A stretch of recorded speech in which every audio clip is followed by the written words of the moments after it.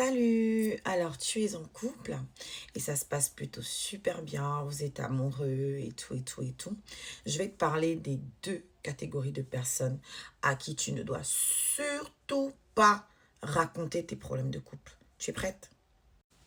La première catégorie, vous l'aurez deviné, ce sont les amis célibataires.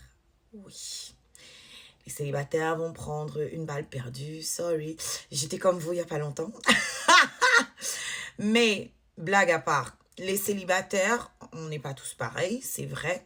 Mais la plupart du temps, on va développer une certaine aigreur.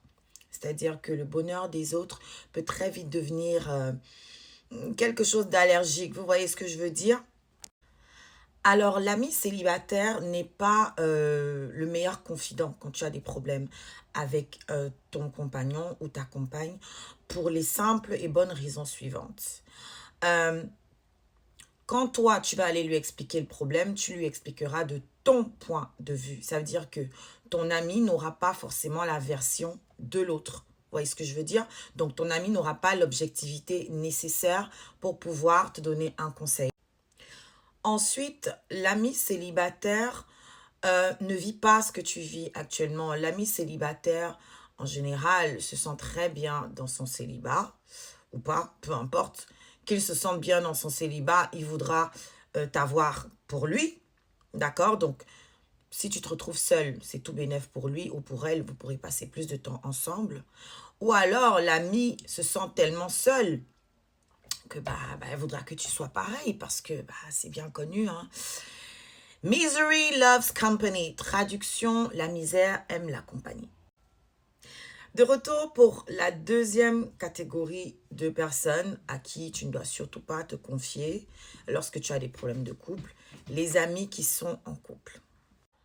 Les amis qui sont en couple, oui, mais plus précisément, ceux dont les couples battent de l'aile, oui.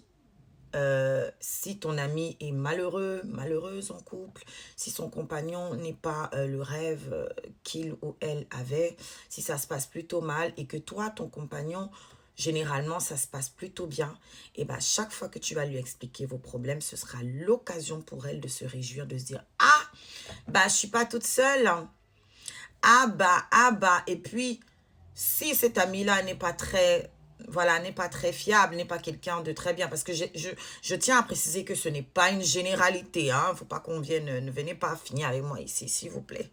Donc, si cet ami-là est plutôt de nature jalouse, elle fera tout pour que ton couple se brise, tout simplement. Ou pour creuser encore plus le fossé qui existe déjà. Donc, pour terminer, je pense que les meilleurs conseillers restent vous-même dans votre couple. Apprenez à communiquer, apprenez à vous parler pour ne pas dépendre de la vie des autres, pour ne pas vous exposer, pour ne pas exposer les failles de votre couple. Apprenez à communiquer. Les meilleurs conseillers, c'est vous-même. Et peut-être secondairement, un couple d'amis où tout se passe bien. Mais ça aussi, voilà, parce que il pleut sous tous les toits et en général, les gens gardent bien camouflé ce qui se passe sous les leurs. Leurs toits, j'entends par là. Donc voilà, j'espère que la vidéo t'a plu. Si tu as aimé, n'hésite pas à mettre un like, un commentaire. Donnez-moi vos avis en commentaire, un petit partage. Et n'oublie pas, tu t'abonnes. Bisous.